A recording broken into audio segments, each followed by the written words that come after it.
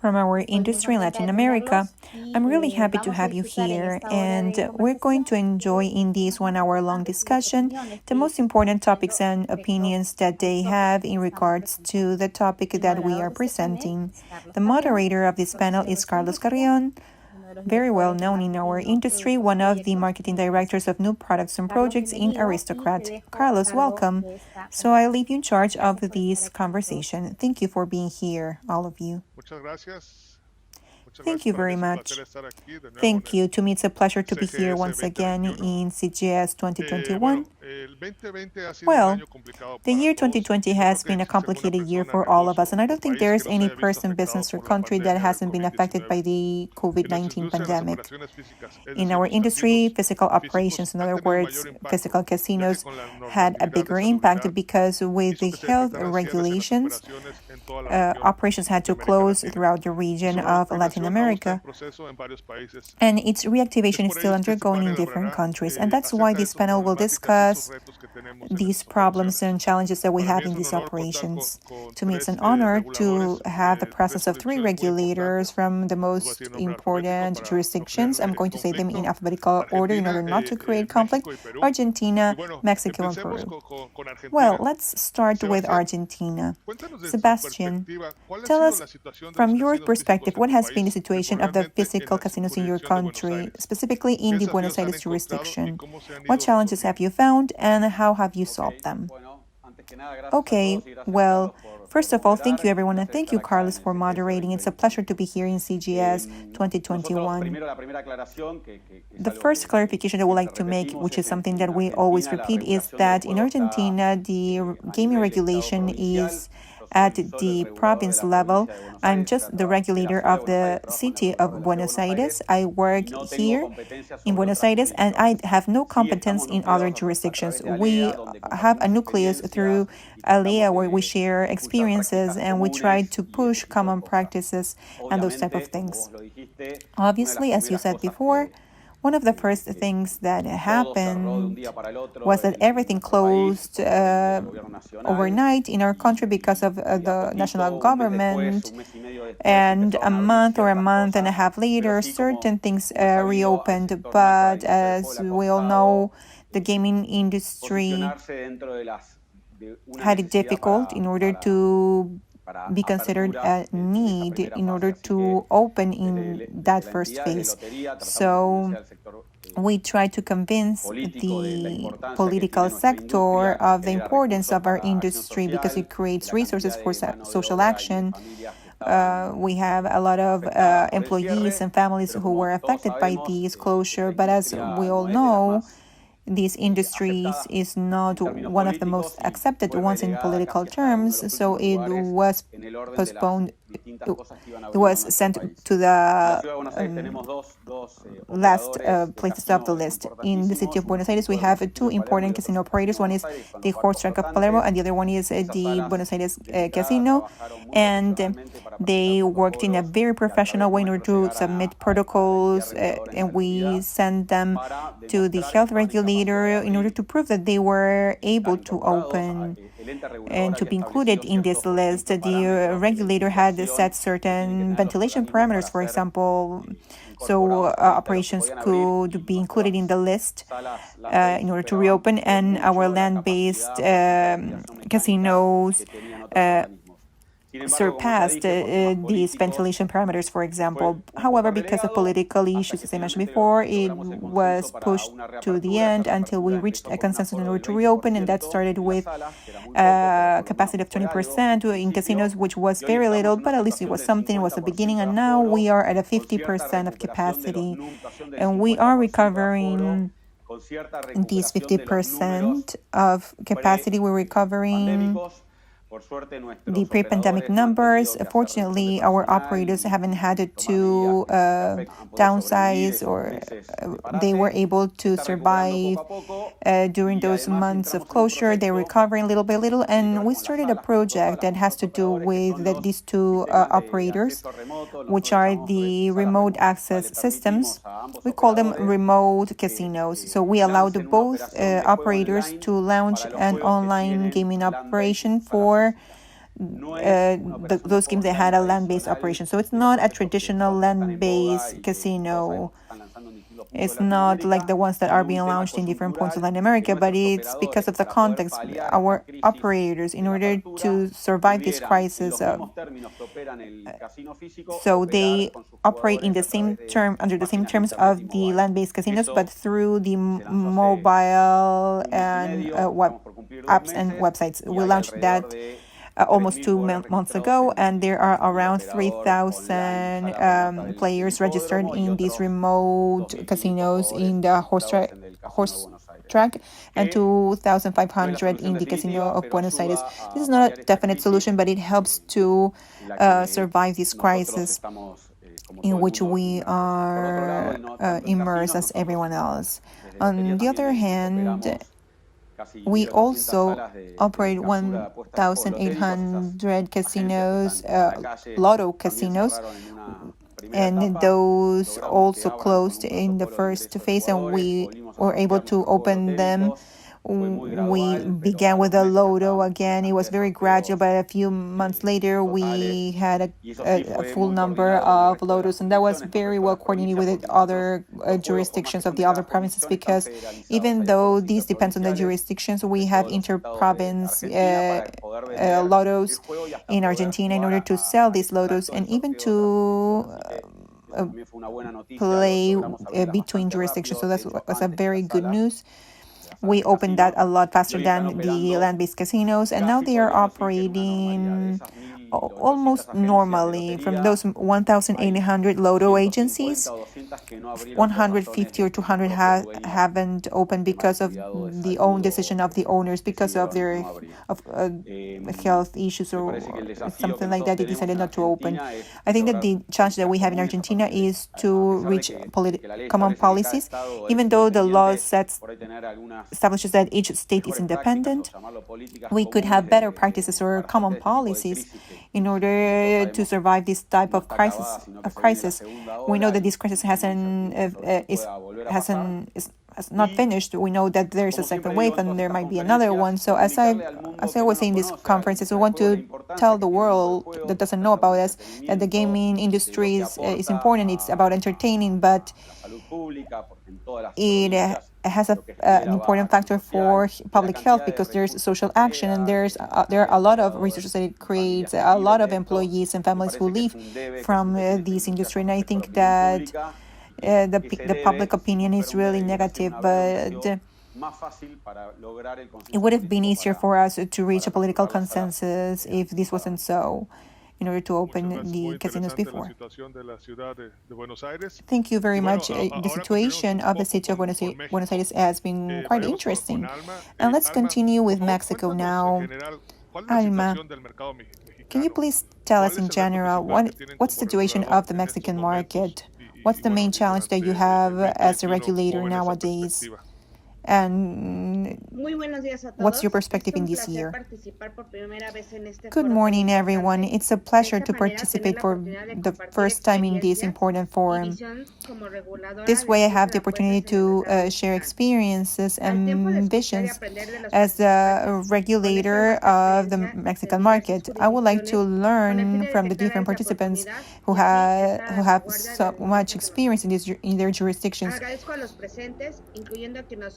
in our industry. I would like to thank everyone present, including the people who have joined this meeting, CGS, LATAM, and Carlos Carrion, for the invite especially. As you all know, since September last year, the Secretary, Gorda Maria Sanchez Cordero, made me the General Manager of the land-based casinos, and I try to work in a professional, transparent way in order to fight corruption that exists in this industry. Something that called my attention was in this general directorate was the archaic and obsolete regulation of cross-betting in Mexico, because the federal law is from 1947 and its regulation was issued 57 years later. That's in September 2004. Most definitely, many things have changed since then in this industry, especially in betting until the regulation was set. However, the number of casinos increased exponentially and the betting process diversified in Mexico. Now, this law only has 16 articles. 5 of them are transitory. So how can we regulate with such a simple law with cross betting and remote gaming with different municipalities? Most definitely, it's not possible to have these elements with these regulations. They don't agree with the rest of the world, and we need to have an appropriate regulatory framework. We didn't realize how much the Mexican market would grow in the mid and long term and how technologies would transform it. We tried to change this law from the year 1947 with this regulation in 2004, introducing new important figures such as a consistent operator in a market who can be hired by an operator. Also, to work with public policy and accountability, a requirement to open cross-betting in horse tracks, in racetracks, and as well as other types of internet betting. And the different authorities that were involved for starting a business. Even though the introduction of these elements was useful back then, we were able to have certain legal certainty. It's also true that we have received a lot of criticism that go from the inappropriate way in which these articles were written to the lack of law. In other words, it has been mentioned that this regulation is not complete, and the situation has been analyzed and discussed in different bodies and agencies from Mexico. Before this scenario, we are making an effort, and last month this agency created a symposium called Innovation in the Gaming Industry, proposal for a new federal law, in order to listen to the concerns, ideas from the different stakeholders in order to hear their ideas, which include the academia, the government, and others. This still creates a problem, but this allows us to self-criticize in order to have a new project law. Likewise, I would like to tell you how we have lived this situation in particular. That's the context. This law is very old. It's from the year 1947, and in comparison to other jurisdictions in Mexico, this is a federal law which regulates the gaming and lotto in Mexico as a federation, together with the federal agencies, of course. But what has happened in this pandemic? Most of casinos closed doors because of COVID-19. However, the health regulation depended on each federation entity or federal entity, so not all casinos reopened at the same time. Racetracks, each governor decided how they were going to reopen. Obviously, as a consequence, in the federation, we couldn't collect the taxes as we usually used to. In terms of online gaming, obviously, these increased exponentially.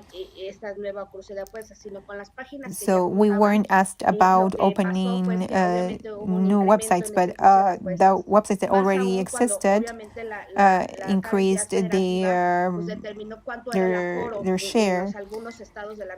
especially when the capacity was determined in the land-based casinos. So they did, once the health measures were determined, they realized they should open their websites. Some federations opened 15 days ago, so the industry has been very varied in this COVID pandemic. Not all entities have reacted the same. Even though the federation is the one that regulates, it only regulates casinos, but in terms of health measures, that depends on each government state. So we have faced, we're in the face of this situation, and each federation has had their own consequences, and we haven't collected as many taxes because there was no equilibrium. Thank you very much. Thank you, Alma. And well, now let's go to Peru with Engineer San Román. Hi, Manuel. Well, Peru has been one of the most affected jurisdictions in Latin America because of how long operations were closed and because of the health decrees that were stated in that country. Can you tell us about the situation in Peru and the casino industry in your country? Thank you, Carlos.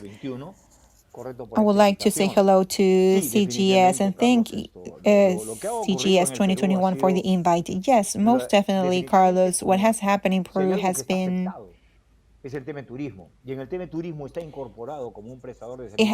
tourism has been the most affected, and as a consequence, slots and casinos have been affected.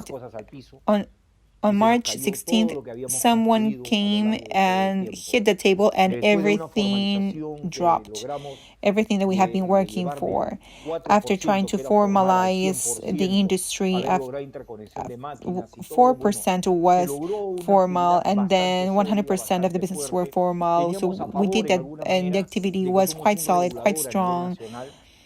In our favor, we had the fact that we had one single regulator, so we didn't have the same problem as other administrations had because they have one regulator per province and they might have different ideas. But here we only have one regulator, but most definitely this activity was not considered a priority in this pandemic. And then we had a very interesting protocol that was quite demanding. And we saw, obviously, the oxygen, clean air, masks, and plastic masks, also, or shields, also social distancing of 1.50 meters. We forbid food and beverages, we forbid shows, we forbid lottos. So this was a big chunk of everything that we offered to people who went to casinos. So we were supposed to be scheduled for the fourth phase, which was in August, but then we were postponed to November, and the capacity, according to the biosecurity measures, they asked us to open with 50%, but then they asked for a 40% capacity. But then in different regions, the index of this disease started increasing. And since this happened, some operations closed, others lowered the capacity to 20%. Very few remained stuck with their 40%. So this is a terrible situation. First of all, if there are any Peruvians listening here, well, we are fighters. We were able to face a situation. There were protests in order to reopen casinos, and we managed to do so. But as Sebastián said, and as other administrations have said before, not everyone was able to open. There are, for example, slots that have been off for a long time cannot be started just like that. There was maintenance needed. We had to hire staff who were out of the country, and not all casinos were able to open. First of all, because they had to implement their protocols and fix machines or slots, hire people. So until now, we still don't know for sure how many casinos have survived. We have calculated that approximately 35 or 40% of the casinos will close definitely. Even though we have sent communications asking if they're going to close temporarily or definitely, we don't have that information. This gives jobs to a lot of people, direct workers, indirect workers, and 17, we're talking about tons of casinos. So we're talking about of an activity that many times there's a political discourse that says that we don't pay taxes, but we pay a lot of taxes. We closed in the year 2020 and we paid 320 million soles. That can be $100,000, but we don't pay the IVA, but we pay other taxes, other types of taxes, and we also pay other taxes that are 80 million soles, which is what are part of these. So it's more than 400 million. But what happens? This activity has been hit. This activity most definitely is resented. This is an activity in which employees are trying, or workers are trying to fight for it. So we visit the different casinos just to cooperate with them to see if they are complying with the protocols in a strict way, which is the most important thing now. Whenever the COVID numbers increase, then they close the casinos. When I say people are safer in a casino than outside of a casino because of the protocols they have there. They get sick because they are on buses or in supermarkets, everywhere, but not in casinos. So everything related to entertainment, shows, beverages, food, it has been removed. As a woman just once told me, hey, but if I come here, I have to wear a mask, I cannot eat, I cannot drink, I cannot see a show, then I should just go back to my house.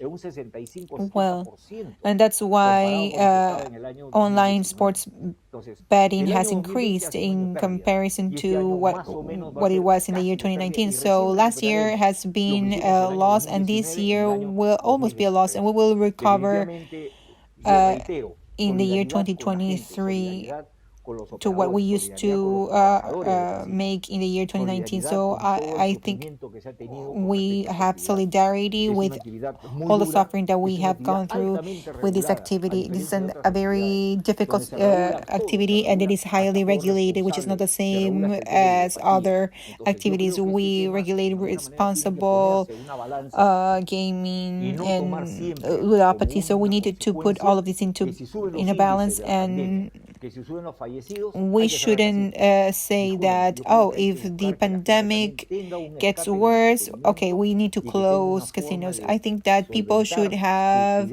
an entertainment outlet and a way in order to share their ideas and to be serene. Thank you.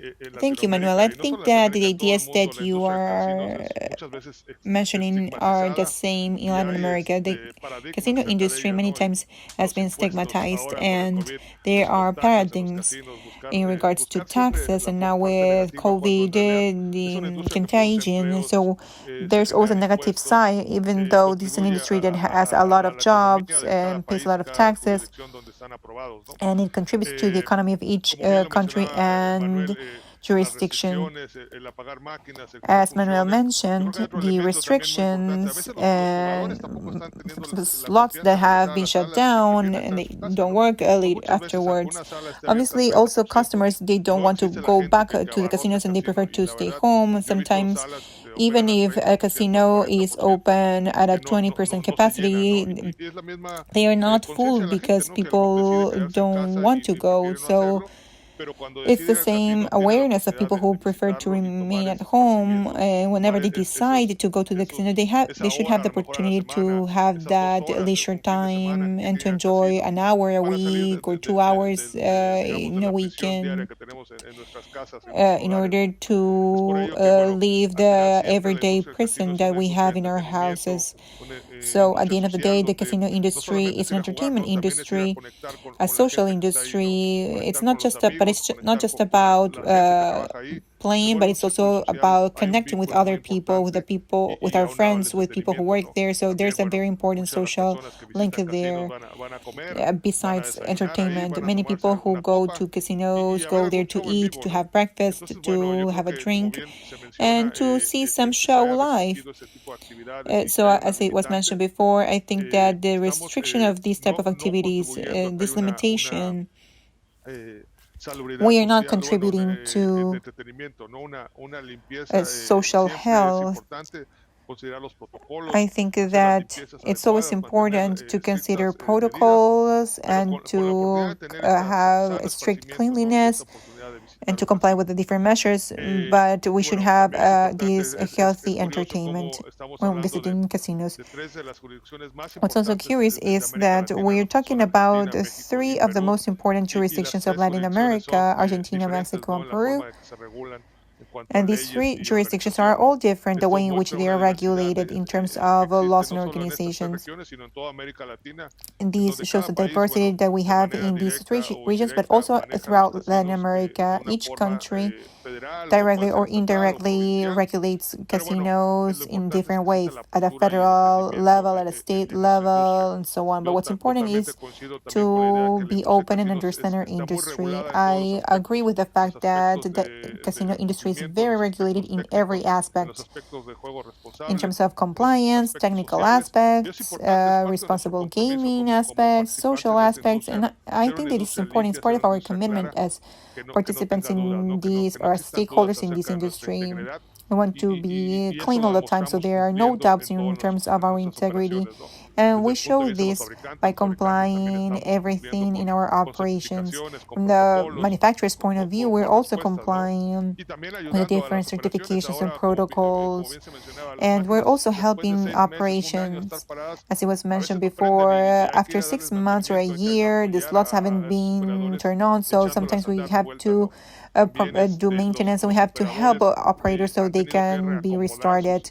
Also, operators have had to change the layout and do some adjustments in their casinos. We don't see aisles with 8 big slots, or they are looking for different layouts, maybe in order to keep distancing, social distancing, so there can be more independence. But that's part of the evolution, that's part of the response to this pandemic. 1 year ago, we never thought that this could happen. This industry in Latin America has been developed in a favorable way in the last 10 years in most jurisdictions, but most definitely last year was a stop, was a new phase for us. And it's important for us to look towards the future in order to see how we can reactivate this industry in every operation, in every jurisdiction, because we have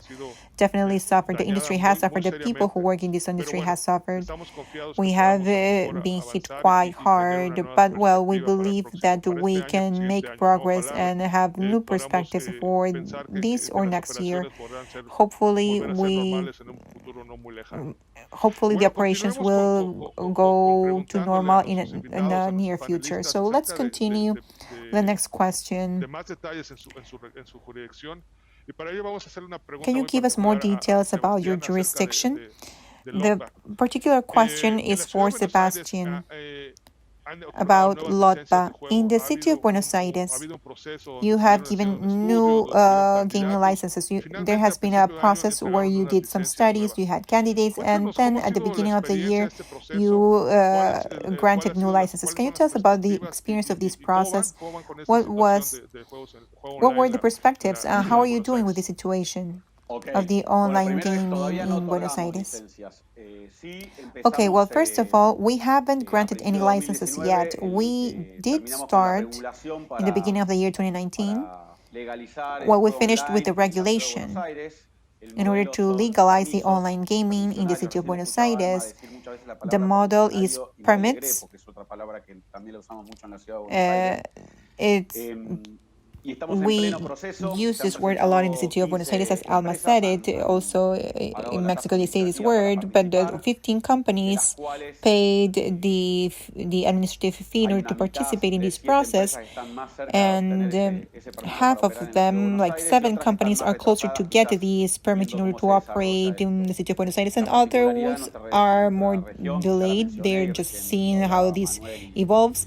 In our region, as I mentioned before, and as Manuel and you, Carl, said, is that each province is independent in order to make the decisions that they want in regards to this topic, online, which is online, the online industry. We opted to have an open market where companies can compete with each other. The market can self-regulate. There are no limitations, and as it happened in Colombia, we would have loved for this online industry to start operating before this pandemic situation, because it would have allowed the state to continue creating resources, and we might have even implemented some policies like it was done in Colombia in order to help the land-based industry with some resources that were created by the online industry. However, this didn't happen in our city because, well, we were in the middle of everything. But the good news is that we are almost reaching the end of this process. In order to get this regulation, or LOTBA is a company that pretends to be a pioneer in terms of responsible gaming. As we all say, and it's something that I heard from Manuel and that I always repeat, is that our industry is one of the most regulated industries in the world. Hopefully the banking industry knew this. We are even more regulated than the banking industry, I think. But well, we wrote a very strong regulation based on international experiences from Spain, Colombia. We were in London looking at how they worked there, and we incorporated practices from everywhere in order to write our regulation, and we are happy with it. And companies from different places came, national companies, international companies.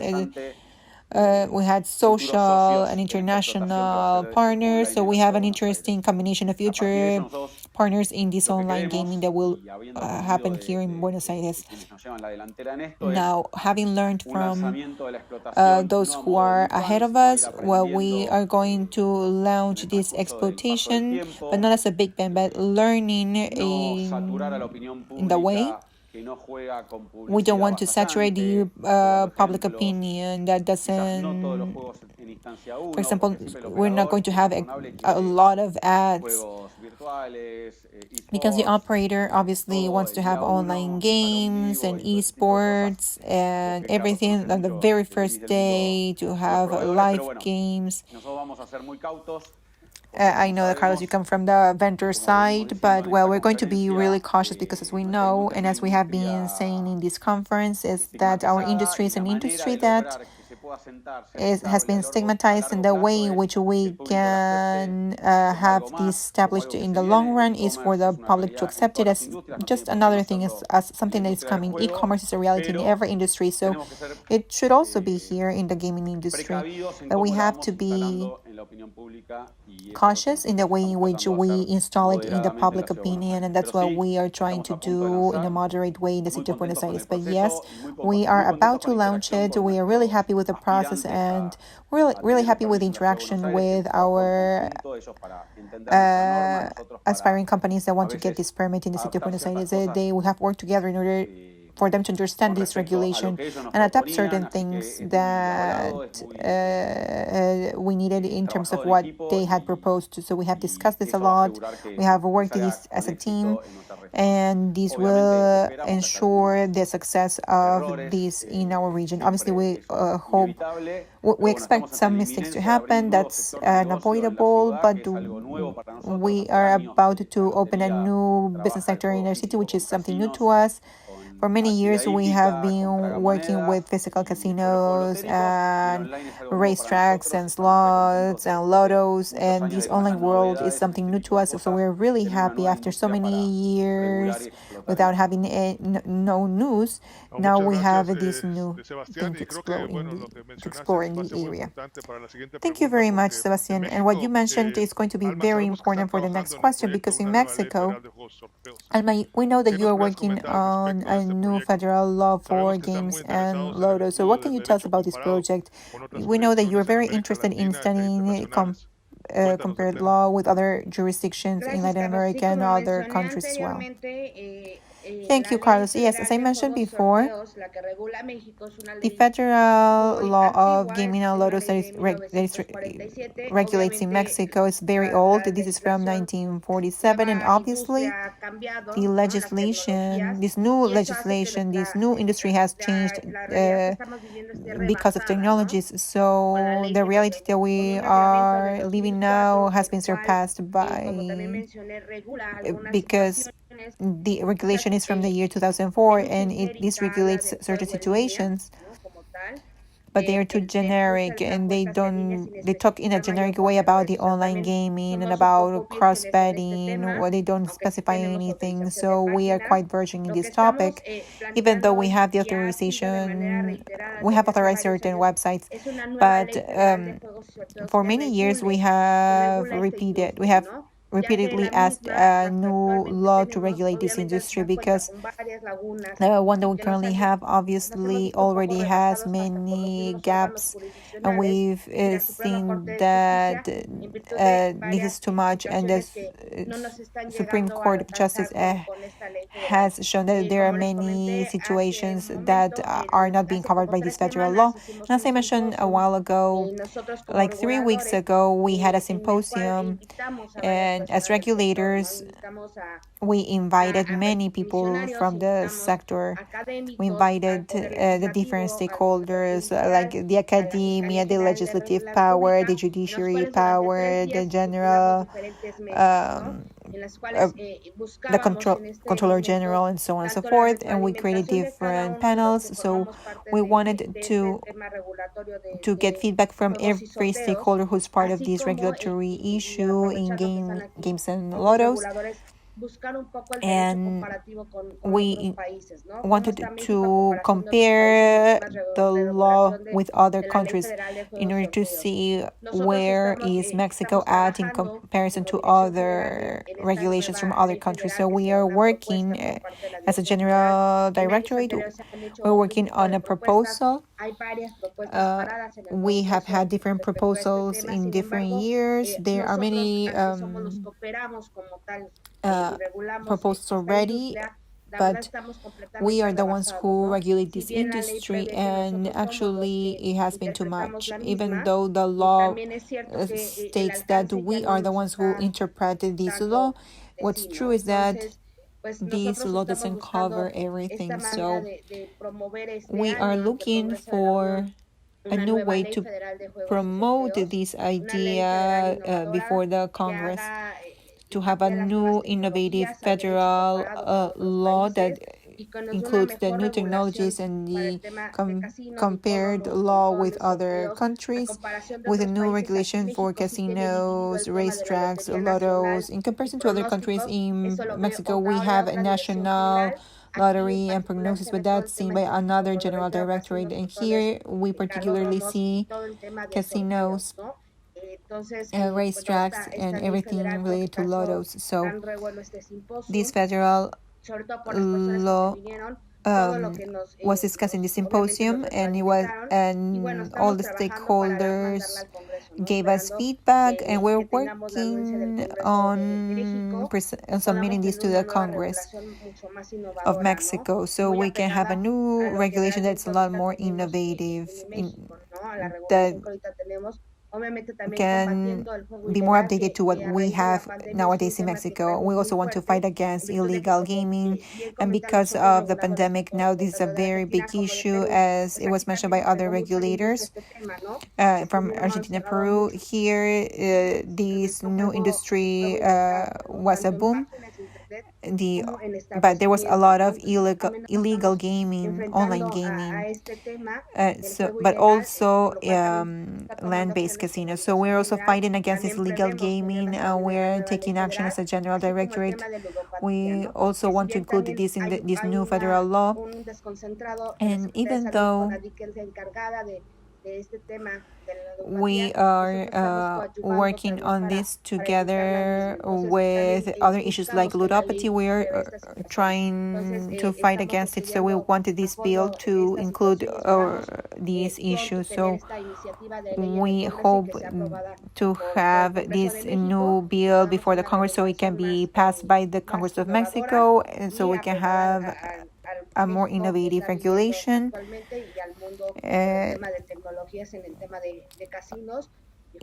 in terms of technologies with casinos, games, and lottos. Thank you very much.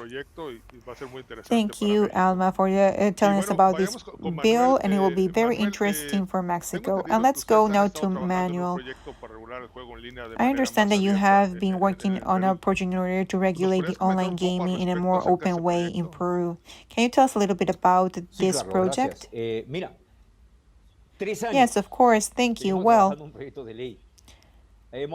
we have been working on this bill for 3 years. We have been through every institution in order to see how each one of them are influenced by this. And we have reached the last part, which has to do with the tax superintendents and the Ministry of Economy and Finances, which is the most important part of this, perhaps. So we need to regulate the online gaming and esports, and they think that the idea is to regulate the digital platforms. And when we talk about regulating this, somehow they have to, they think that they need to regulate other platforms such as Netflix or Airbnb or other companies that somehow need to be horizontally regulated. And each one of them will have their own particularities. That's true, but they need to take into account the need to be one single idea in terms of how to regulate that. Our regulation is based mainly on the experience of Madrid and logically on the experience of Colombia, which is quite ahead of us. As Alma said, maybe one of the most important things that this activity has is that we need to fight the illegal activities. So if an investor comes to the country and invests here, they need to know that they will be secure, that we're going to fight against any illegal competition, and that's what the law establishes. Somehow, this bill also contemplates everything in relation to the technical aspect. The platforms not necessarily need to be here in the country. They might be in a different country. However, they will need to have data that it's live, that it's being sent live to the ministry in real time, to the ministry. And nowadays we are in the worst condition possible because it's not regulated in Peru. Esports and online gaming are not forbidden. There is a code there is an article in the civil code that states that all of these games are allowed except it's specifically forbidden, and the only thing that it's forbidden is games for the underage and dog fights. Everything else is permitted. So there are a lot of companies offering online gaming and others, and some of them some companies have been registered here in Peru and they are paying taxes, but there are other companies that simply don't have any office in the country. They're simply working online and they are not paying taxes at all in the country. They simply get these bad through a credit card and they don't pay taxes at all. So this project includes these money laundering aspect, responsible gaming, addiction to gambling, the wallets that each one of the platforms should have, the level of registration, the access that the regulator will have, and the national superintendents, the access that it will have in the website in order order to see how this is being handled. So this project is interesting. 2 weeks ago, we had a meeting with the tax national superintendents, and we explained the money flow. They wanted to know exactly how the money goes from the client to the platform, and from the platform to the payment gateway, and from there to the bank, and to the platform, and then to the bank of the customer. So they wanted to know exactly how they could keep control of all of this. Where could this be stored? So this bill talks about the tax, and it will be the exact same 12% over net win, which is the same one of the land-based casinos. And 1% will need to be paid by the customer for each bet they make. So all this is included by the bill. So we're waiting for the tax national superintendents to agree with the information that we just gave them in the last meeting we had. So they agree with everything that we just discussed, that they understood the flow. So we want to take this to the Congress. There are still 3 proposals that have come from the Congress, because they want to regulate this, because they know that there's a lot of money that is, and we are missing, and Peru needs to recover everything that has been invested in this pandemic, and it's not possible for companies to operate in the country that are not paying taxes at all, and there's no type of control over them. Thank you. Thank you, Manuel. And I think that from this last participation that you have all mentioned, it's important to highlight that it's important to have an updated regulation that can adapt to the use of new technologies and create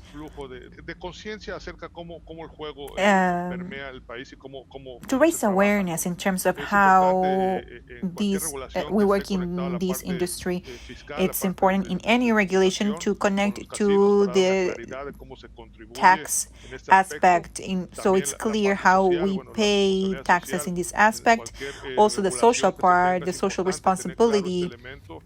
Every regulation needs to have that element clearly and have it in an active way and promote social responsibility. Social responsible gaming is important to be included in our regulations, and we need to actively promote responsible gaming.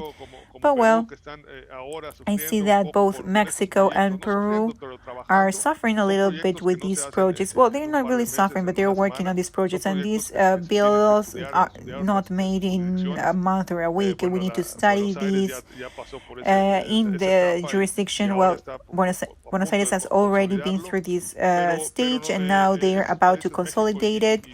But Mexico and Peru, they are in their way. So, as Alma mentioned, in that symposium, they included all the different stakeholders of the industry, and that's important because as long as the industry works together and there's a clear regulation on how the industry works, and they clearly know how operations work, that's very important. As it was mentioned by Manuel before, there are organizations that want to know how money flows and how it leaves the customer and gets back to the customer. So I think that this is very important, and we need to see how we can regulate this in an appropriate way. It's also important to include the bank industry. That's very important. I think that that's a problem, not only in Argentina. Well, in Argentina they have it, but throughout Latin America, the bank industry is complicated, and we need to have a relationship with them in order to explain them how the gaming industry can be a good industry and how clean of an industry it is, so they can have the appropriate management. So they need to understand our industry. Sometimes not knowing our operations is what creates uncertainty, but I think that the only way of working is working together with them, with the regulatory bodies, with the tax agencies, with the banking industry, and explain what's going on in our industry so they can understand the situation, so we can create clear rules and a good regulatory framework. From the manufacturer's point of view, technology is a very important element, and it is a technological industry. Yes, it is entertainment, but technology allows us to have new gaming experiences, and that's why technology changes constantly. We need to incorporate online technologies, gaming, progressive gaming technologies, or skill gaming through jackpots in bigger areas. That's something that will make our industry evolve, and that's why laws need to adapt to these new concepts and these new ideas. Now, with these health issues, the use of cashless payment is important. That's increasing, and this has been mentioned in some jurisdictions. In Mexico, for example, that technology has been used for a while now. Operations who don't use cash, so that could be an important way of seeing what could happen in other jurisdictions in a near future, how they could evolve to a cashless operation or a hybrid operation where there's both cash and the use of cards. But well, I think that it's been quite enriching. All your comments have been quite enriching. It has helped us a lot. And I have so many questions that I would like to ask you personally. Unfortunately, time is gold and we have run out of time. Thank you very much. Hopefully, we can have the opportunity to share more ideas and concepts about the current situation of the gaming industry. I personally enjoyed this time. I hope that you felt well. And well, I don't know if you want to say one last comment, your final thoughts in order to close this panel. Let's start with you, Sebastián. Well, first of all, thank you, Carlos, for your moderation. Actually, yes, there are a lot more things to talk. I've heard a lot of things from Manuel and Alma, and then I remember, I should have mentioned about illegal gaming and the challenge with the bank industry. But well, I know that if we work together, things will be okay. Well, I just wanted to say goodbye, and it was a pleasure to meet Alma, that now she has incorporated to this multinational team of regulators, and Manuel. It's always a pleasure to listen to you and learn from all of your experience. Thank you. Thank you, Sebastián. Alma, final thoughts? Just to thank you for inviting me. Thank you, everyone. And especially, well, Mexico hadn't been participating in this type of events, and actually we're really happy to participate now. Well, we hope that we can get more feedback from other countries now that we have this forum, so we can help each other in order to pass this new bill that Mexico is looking for, this new federal law that will help us to regulate new technologies and casinos. And there are a lot of more topics that we could discuss. This forum is very short, but we are here to help. And if you have any doubts, well, we are willing to help you all Mexicans are. We want to help with all the industry at an international level. So thank you for this forum, and thank you very much for being here and for the invite. Thank you. Thank you, Alma. And well, Manuel, it's your turn to close this forum. Well, Carlos, thank you. It has been a pleasure to see you again. The same goes to Sebastián and Alma. Welcome. We are a brotherhood. We have been a lot of discussions and battles, and every time we have a meeting, we all learn from each other because nobody has the secret recipe for this. We all have the same problem, and what we have been discussing here, you can tell that we have the same problem. All of us are going through the same problem, the same stigma of this activity. And what we're just trying to do here is, we actually made a mistake here in our country. And I always tell operators that you thought that keeping a low profile was a solution, but that was a mistake. Because it is good to say, this activity pays taxes, we do social work, and what is being done with these tax, how we get these tax, how much we pay, where does this money go? So I think that essentially having a low profile in the activity is a mistake. I think that we need to say it. Yes, we have to shine light to our industry. Yes. People say that even God needs some bells, right? Yeah. So I think that we need to do that. I just want to thank you. I want to thank CGS, LATAM 2021 for giving us this opportunity, and hopefully in the near future we can sit together face to face and exchange our experiences and everything that we have been through, and to leave these behind, these bad times, and see how we have reinvented ourselves. Thank you very much, Elizabeth, for giving us this opportunity. And once again, Alma, welcome. Sebastián, Carlos, it was a pleasure. Thank you. Thank you. Thank you, everyone. Actually, has been a pleasure for me to be here, listening to so many comments and so much clarity, actually, and talking about common topics, as it was mentioned before. Problems with banking, new legislation or obsolete legislation, and there are a lot of synergies. You have the ability to make new proposals in order to regulate our industry better in the online side. For example, in Mexico, Buenos Aires is pretty much ready. So we need to keep working on this industry, especially the land-based industry that has been hit quite hard.